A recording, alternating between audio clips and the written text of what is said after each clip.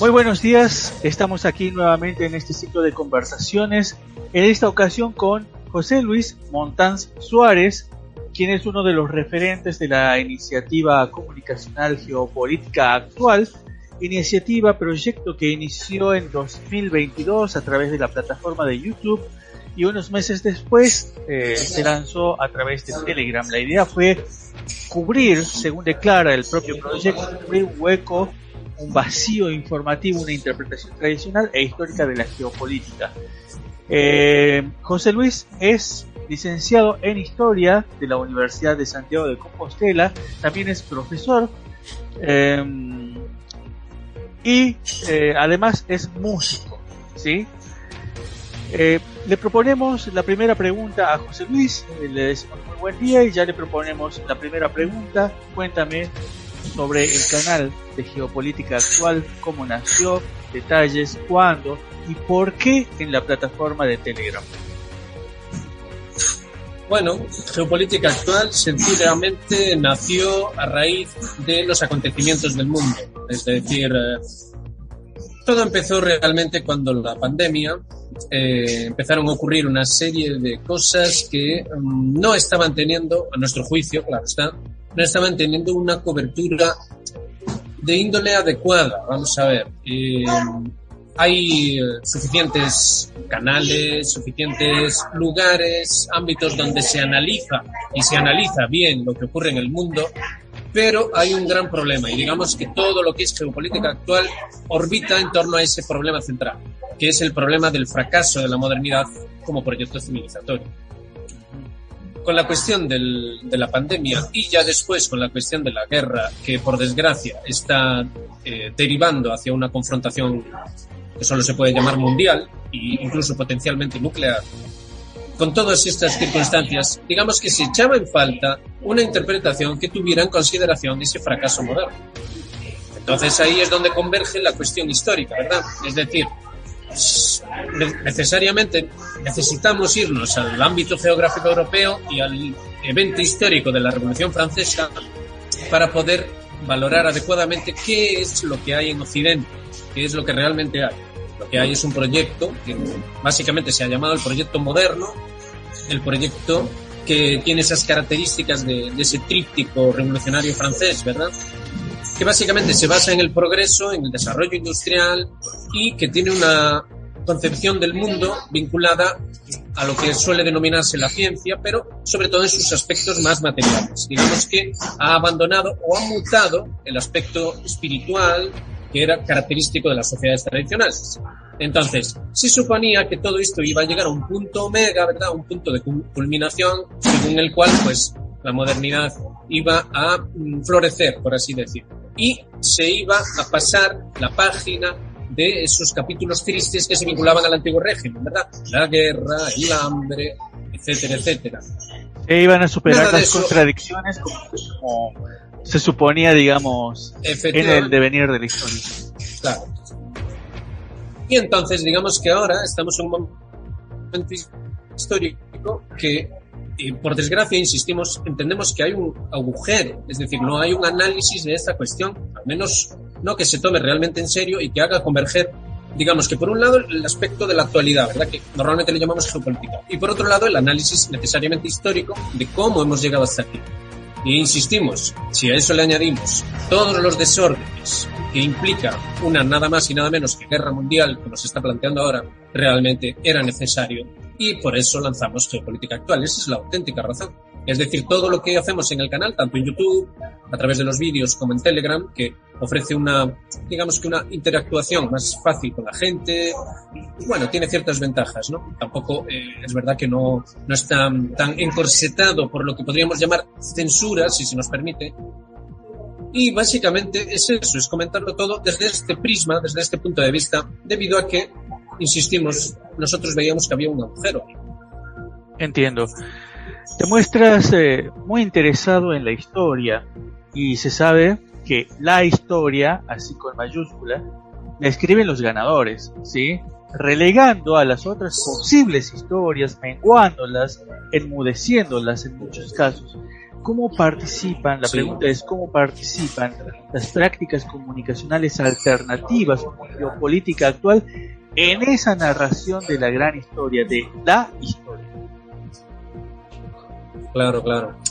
Efectivamente, si tenemos en cuenta la cuestión historiográfica, ¿verdad? La cuestión historiográfica que ha estado en un debate enorme y que de hecho sigue en ese gran debate, entendemos la historia como ciencia ahora, ¿vale? Si lo tenemos en consideración, pues claro, digamos que habría que hablar de lo que es el proceso histórico por un lado y después la historiografía, ¿no? El hecho de historiar. Idealmente, la historia como disciplina es una ciencia, en el sentido especialmente de que trata de asentar un relato verídico de lo que ha ocurrido, con todas las limitaciones que eso implica. Pero claro, el componente político, como tú bien acabas de decir, hace que sea muy difícil realmente historiar, es muy difícil deshacerse de esa influencia de esos ganadores, ¿no? Como tú bien comentas. Manipuladores también se podría hablar de ello, ¿no? Es decir, estos constantes revisionismos y digamos que el aspecto ya más vinculado quizá al periodismo, ¿no? Sus aspectos más bajos, ese amarillismo, ese sensacionalismo, ¿verdad? Por desgracia, actualmente hay mucho de eso y mucho más en las redes sociales, ¿no? Es decir, hay un tipo de divulgación histórica que es más un entretenimiento que cualquier otra cosa. Nosotros, en geopolítica actual, no lo vemos así en absoluto. Es un poco lo que decíamos antes, ¿verdad? Cubrir el agujero implica también eso, hacer una auténtica historia. Que esto tiene limitaciones, desde luego, somos conscientes de eso, es indiscutible. Y ahí es donde entra precisamente el interés del debate. Por eso Telegram sí ofrece, digamos que, herramientas mucho más eficaces para que se plantee un debate, pero eso sí, desde un punto de vista de que sí, tenemos el proceso histórico, claro que sí, pero también tenemos la necesidad de historiar adecuadamente, con responsabilidad. Y, por supuesto, siempre con un debate. Después de todo, toda buena ciencia implica un debate, ¿no? Para acabar llegando a ese consenso científico que permita valorar adecuadamente, ¿no? Al observador, que por lo menos le dé las herramientas para valorar adecuadamente y que además, a su vez, todo esto implica una responsabilidad civil, queramos o no. Es decir, a la hora de construir el mundo, ¿verdad? Necesitamos una auténtica historia. Y en ese debate han logrado, digamos, conectarse, construir una red de contactos, de conversación con otros canales, con otra gente que ha tenido iniciativas o inquietudes más o menos similares. Cuéntame de eso, por favor. Así es. Efectivamente, hemos podido establecer contactos con otros canales, por supuesto que con otros puntos de vista. Bueno, ahí está la cuestión, ¿verdad? No necesariamente históricos, porque, insistimos, la verdad, hay un auténtico agujero a nivel de análisis histórico, análisis, llamémosle también tradicional, ¿verdad? Es decir, análisis a un nivel que no sea puramente, para entendernos rápidamente, de corte marxista, digamos, ¿no? Es decir, no ese tipo de historia limitada a los aspectos más materiales, ¿verdad? Más ideológicos, sino una historia más que puede abrirse hasta el punto incluso de la historia sagrada, entendida esta como una disciplina de conocimiento que ya puede ser iniciático o como sea que queramos plantearlo. Es decir, queramos o no, nos guste o no, las tradiciones están ahí, las tradiciones como por ejemplo la islámica hacen este tipo de planteamiento y no tenerlo en consideración nos impide entenderlo adecuadamente. Con lo cual, sí, hemos tenido contacto con otro tipo de canales y también, afortunadamente, con el mundo académico. Es decir, por ejemplo, ahora estamos en contacto con una persona en la Universidad de Perú que tiene mucho interés en valorar las cosas desde este punto de vista y que, de hecho, entiende que allí, en concreto en su país, es necesario hacer este tipo de análisis, este tipo de... Insistimos, es una cuestión de responsabilidad en última instancia. Es decir, es necesario sentar las bases para poder tener herramientas que nos permitan cubrir el hueco, cubrir el agujero. Porque de otro modo todo se vuelve político, ¿verdad? Todo se vuelve político y es como que, digamos que da una sensación, para que nos entienda la gente, básicamente, a todos los niveles. Nos da una sensación de incapacidad, de no ser capaces de, digamos, manejarnos a un nivel que, por lo demás, en el proyecto moderno se decía que necesariamente debía ocurrir, ¿verdad? De derechos, de Estado de Derecho. es curioso como esto ha ido ocurriendo, y si tú ya lo decías, ¿verdad? Que la historia, digamos que la escriben los vencedores, la historia también tiene ese componente, digamos, de, vamos a llamarle control social, si lo queremos ver así, de control social, control político, y todo esto es muy preocupante. Es decir, ¿de qué manera se está configurando el orden mundial, como lo llaman, ¿verdad? ¿De qué manera se está configurando el proyecto civilizatorio? Ahí la historia necesariamente juega un papel, y es un papel clave. Por ejemplo, en el diálogo, ¿verdad?, entre el mundo multipolar, como le llaman, ¿no? El mundo multipolar, el mundo, digamos, occidental, ahí hay una necesidad de diálogo, y este diálogo, por desgracia, no se está produciendo. Claro.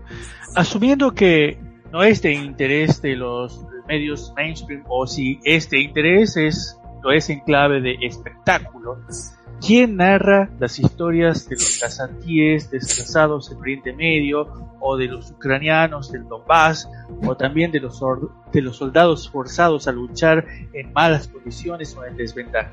¿Quién narra? Claro, ahí está la cuestión, ¿verdad? Hemos ya llegado a ese punto. Entonces, si no tenemos esto, si no tenemos estas herramientas, ¿quién narra? Claro, ha quedado todo como deslavazado, ¿no? Al final hemos llegado a un punto en el que para informarnos, básicamente tenemos que hacerlo de manera artesanal, por así decir. Es decir, no tenemos auténticas herramientas institucionales para hacerlo. Es decir, sabemos que pasa algo, vaya que si lo sabemos, de hecho nos informan de que algo pasa, pero no tenemos el análisis. No tenemos el análisis. Es como que, digamos que se ha hecho un hueco que parece haber ocurrido de manera casual, pero bueno, no podemos obviar los intereses políticos, las consideraciones a todos los niveles. Por supuesto que también estarían las consideraciones a nivel, digamos, de intereses, llámenle religiosos, llámenle sociales, ideológicos, etcétera, etcétera. Entonces, al final, ¿quién nos está contando lo que ocurre en Gaza, etcétera, etcétera? Al final acaba ocurriendo que quien nos lo cuenta es la propia gente. Es la propia gente en Gaza, acaba conectando con gente de lugares de fuera, acaban compartiendo la información. Al final se acaba produciendo ese contraste con mucha paciencia, con mucho hueco también para la manipulación, claro que sí, pero al final acaba ocurriendo.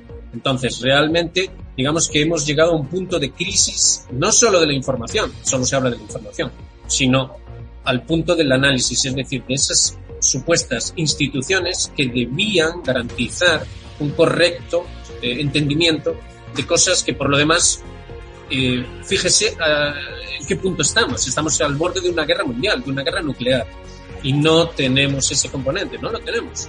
Es decir, sí es verdad que existen ciertas instituciones, pero usted lo acaba de decir.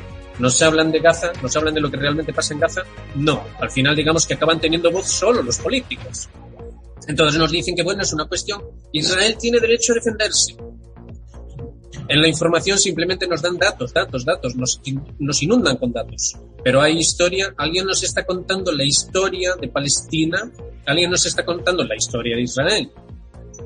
Y se está haciendo de manera responsable, es decir, con un responsable identificable, en una institución identificable que nos permita discernir de manera adecuada, es decir, que tengamos esas herramientas. Lo cierto es que no.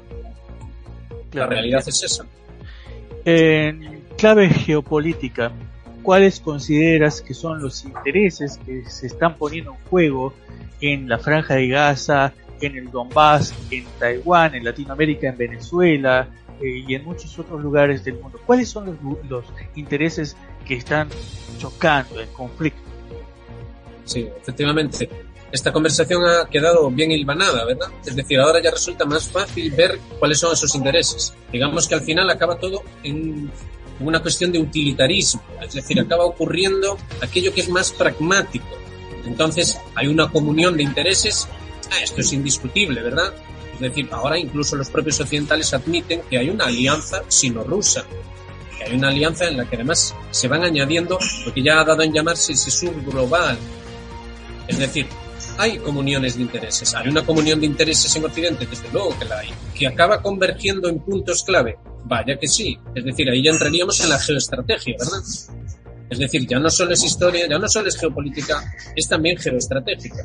Geoestrategia. Y tiene esos inevitables componentes económicos debido a este materialismo, a esta, digamos, fijación que decíamos antes del proyecto moderno por los aspectos más, llamémosle industriales, más mundanos, por así decir. Entonces, digamos que ahí también está el punto de incomprensión con esos otros ámbitos del mundo que se resisten, como mínimo se resisten a medirlo todo según esos baremos occidentales. Es decir, el mundo se está extinguiendo y ni siquiera está siendo comprendido esto. Entonces, ¿por qué se producen justo esos puntos? Por razones geoestratégicas, con todo este bagaje, y porque hay ciertamente un interés, en este caso, por lo demás confeso, en Estados Unidos, desde su punto de vista, ¿verdad?, llevar a cabo ese orden global, ese orden basado en reglas, esos valores occidentales, es decir, una visión del mundo unificada, uniformizada. Es decir, realmente tampoco se puede decir que Estados Unidos oculte esto. Esos valores democráticos, ¿verdad?, que siempre nos están diciendo, nos dicen, no podemos aceptar a Rusia, no podemos aceptar a China porque son autocracias, nos dicen. Los valores de la libertad. Los derechos humanos. Claro, los valores de la libertad. Los valores de la libertad, sí. Así es. Entonces, estamos altamente ideologizados dentro de un ámbito del utilitarismo, del pragmatismo de corte económico, como no, financiero, por supuesto, es decir, con todos sus añadidos, ¿verdad? Y que acaba tomando forma geoestratégica y acaba, digamos que, teniendo sus puntos, ¿no? Digamos que Taiwán, ¿por qué razón? Bueno, porque Taiwán, digamos que es una manera de una eventual extorsión sobre China para que China, digamos, se someta a ciertos criterios. ¿Por qué en la zona de Palestina e Israel?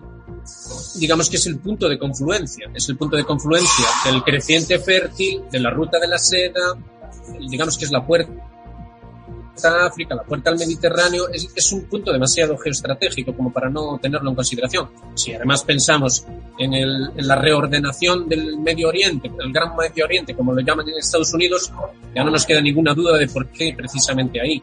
Entonces, ¿son los mismos intereses? Lo cierto es que sí, al final acaban siendo los mismos intereses. ¿Están siendo entendidos? Lo que decíamos antes, lo cierto es que no, porque falta ese análisis que sea capaz de ver la visión de conjunto, y insistimos, siempre todo orbita en torno al fracaso de la modernidad. El punto en este caso de fracaso de la modernidad es la imposibilidad absoluta de entendimiento con otros planteamientos mundiales. Es como que tiene que ser el occidental y no se tiene en consideración lo otro. Y de hecho esas otras potencias lo dicen abiertamente. Dicen, es que Occidente nos está imponiendo. Teniendo en cuenta, y algunos de ellos los mencionabas, teniendo en cuenta los actuales riesgos nucleares, ambientales, biogenéticos, etcétera, ¿es posible pensar en la construcción de un mundo más allá del conocido? ¿Desde dónde, si es posible? ¿Qué lugar tendría la comunicación en esa acción? Sí, desde luego que sí. Ya lo íbamos diciendo desde antes, y vaya, es una cuestión de un proyecto auténticamente civilizatorio. ¿Sobre qué debe descansar? La tradición siempre lo ha dicho, y de ahí el hecho de traer a colación a la tradición.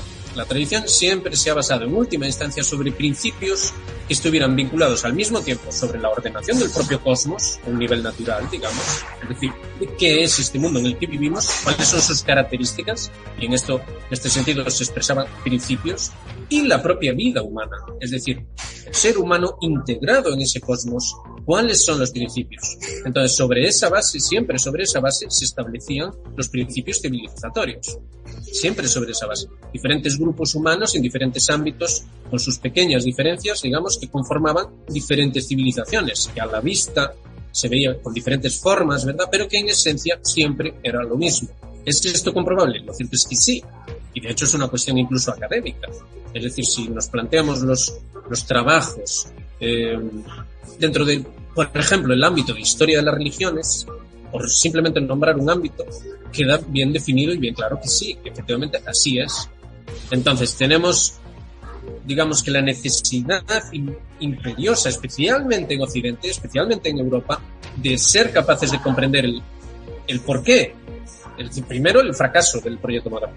y después ver por qué ha fracasado y después ser capaces de reordenarlo. Tampoco se trata de romper de manera abrupta con la modernidad, no podemos hacerlo. Después de todo, somos modernos. No se trata de romper, no se trata de volver a la Edad Media, ¿verdad? Que todos nos vistamos como si fuera esto una feria medieval. No, no es así. Se trata de comprender el fracaso, por qué se produce ese fracaso y después establecer unos principios que puedan interrelacionarse, digamos, con las características de la propia modernidad, del mundo que tenemos, y que pueda establecer un diálogo. Esto es lo que, por ejemplo, el señor Lavrov, el ministro de Exteriores ruso, digamos que casi imploraba, poder establecer un diálogo con esos otros mundos, esas otras tradiciones, esas otras cosmovisiones, de manera que no tengamos como resultado cada pocas décadas una guerra mundial y otra guerra mundial y otra guerra mundial. Claro, entonces, básicamente sería eso. Y la cuestión comunicacional, la cuestión comunicacional, a nuestro modo de ver, y es lo que hacemos en Geopolítica Actual, es insistir precisamente sobre estos puntos e invitar al debate, porque otra cosa que tenemos en Europa, no todo en la modernidad es malo, no todo en Europa es malo, ni mucho menos. Una cosa buena que sí tenemos en Europa es que tenemos, por un lado, la capacidad, como estamos haciendo ahora mismo, de comunicarnos, y por otro lado, un nivel de educación mínimo, digamos, un nivel de cultura mínimo, como sea que le queramos llamar, que sí que nos da las herramientas suficientes como para, como mínimo, establecer el debate. Entonces, debe hacerse un llamamiento serio, no político, no necesariamente geopolítico siquiera, sino civilizatorio, un llamamiento a evitar, por ejemplo, lo que está ocurriendo en Gaza, evitar esta confrontación demencial, potencialmente nuclear con Rusia, etcétera, etcétera, y hacernos sobre la base, insistimos, un debate abierto que pueda con el tiempo establecer instituciones, esas instituciones de las que hablábamos antes, que puedan servir de referencia, que digamos que focalicen la responsabilidad, que focalicen los propios principios, y de manera que al final esos ideales de la Revolución Francesa, ¿verdad? Qué curioso, al final esos ideales que han terminado en un fracaso puedan ser reconducidos hacia una posibilidad de que sí pueda funcionar. Es decir, no llevar las cosas por donde se llevaron, sino por el camino al final de la pura responsabilidad. La última, ¿cómo te imaginas que sería de superarse estas contradicciones y estas limitaciones modernas? ¿Cómo sería esa nueva humanidad? A corto plazo, obviamente, necesitamos verlo a corto plazo, ¿verdad? Dentro de nuestras vidas corporales, de los que estamos hablando ahora. En el corto plazo, la verdad es que los cambios no pueden ser, al menos en lo que es el aspecto formal de la cuestión, no pueden ser muy profundos. Es realmente imposible. Pero sí puede ser a nivel de las esencias, a nivel de los principios. Ahí sí se puede realmente implementar un cambio profundo. Entonces, nosotros tenemos la esperanza de que ese mundo nuevo, que necesariamente además ha de surgir de una manera o de otra, tenemos la esperanza de que sea, digamos que formalmente muy parecido al actual, pero en el fondo, digamos que en el alma, por así decirlo, ¿verdad? En el alma sea radicalmente diferente. Que sea, digamos que se llegue a una resolución de esta confrontación constante a todos los niveles, que nunca ha sido resuelta en todo el proceso moderno, que realmente se pueda llegar a ella. Y de ahí todo lo que hemos podido hablar en esta charla, ¿verdad? Todos esos elementos clave, la necesidad de reconocer el fracaso, replantear los principios, llevar a cabo un debate con componente civilizatorio, es decir, que los ciudadanos sean los que, después de todo, tenemos una cultura democrática, ¿verdad?, de participación ciudadana, etcétera, etcétera. Todo eso pueda realmente ir llevando a través de la responsabilidad y del trabajo intelectual, claro que sí, un esfuerzo que necesariamente debe ser intelectual, que acabe, digamos que cuajando, por así decir, en algo que básicamente implicaría algo. Digamos que es lo mismo, pero con el corazón diferente, por así decirlo. Y si, para poder hacernos una idea, porque has dicho así parece muy abstracto, pero para poder hacernos una idea rápida, pensemos, por ejemplo, en los cambios que por suerte ya se están produciendo a nivel de educación. Pensemos en los cambios que ya se están llevando a cabo a nivel de lo que es la psicología, el aspecto psicológico de las cuestiones, y cómo efectivamente sí se puede llegar, sí se puede, digamos que revivir el alma haciendo un trabajo de este tipo. Es decir, yendo a los principios, en psicología, por ejemplo, se ha conseguido llegar a esos principios, pongamos por caso de las emociones. Se han podido establecer que hay unas ciertas emociones básicas. Entonces, yendo a los principios, analizando con seriedad y con responsabilidad las cuestiones, sí se pueden establecer patrones.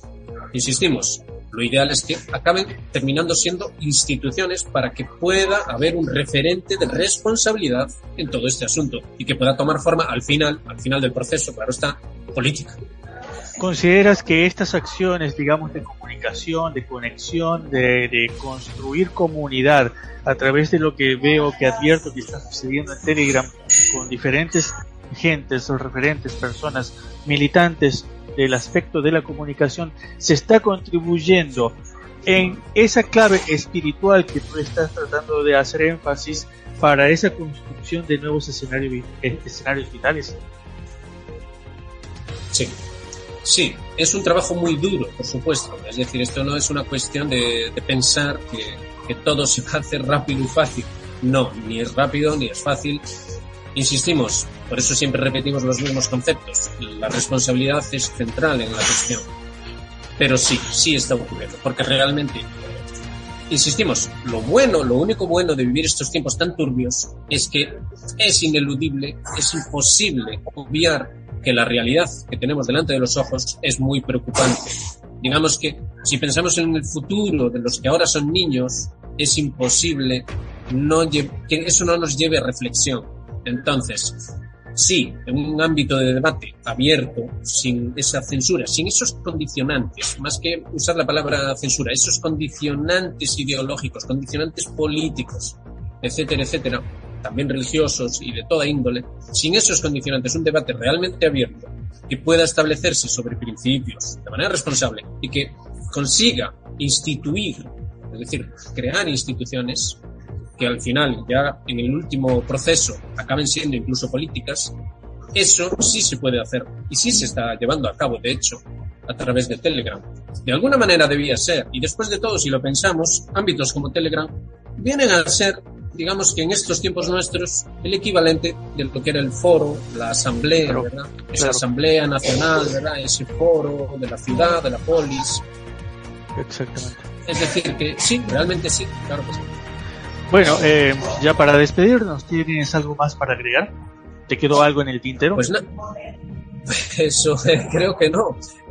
Simplemente decir a quien pueda escuchar esto a los diferentes niveles, ya sea un nivel académico, ¿verdad? Un nivel normal, como se suele decir, ¿verdad? O sencillamente a los que puedan ver esto a través de las diferentes redes sociales, sencillamente invitarles a esa reflexión necesaria, a una reflexión sobre, insistimos, el fracaso de la modernidad. Hay que reconocer que las cosas sencillamente han derivado en un fracaso que no debe ser obviado, sino que debe ser tomado con responsabilidad, de manera que pueda, digamos, que no necesariamente llevar a ese desastre, ¿verdad? Parece que hay como una tendencia a verlo todo de forma negativa, como un desastre inevitable. No hagamos nada, no hay forma de evitar el desastre. Lo cierto es que sí se puede evitar el desastre. Así que, digamos que la reflexión final es eso, es una invitación a un optimismo basado que lleve a que esto no tenga que necesariamente terminar en un desastre, sino que pueda reconducirse, ¿verdad? Bueno, te agradezco. Muchas gracias por tu contacto, por tu palabra y tus conceptos. Nada, gracias a ti.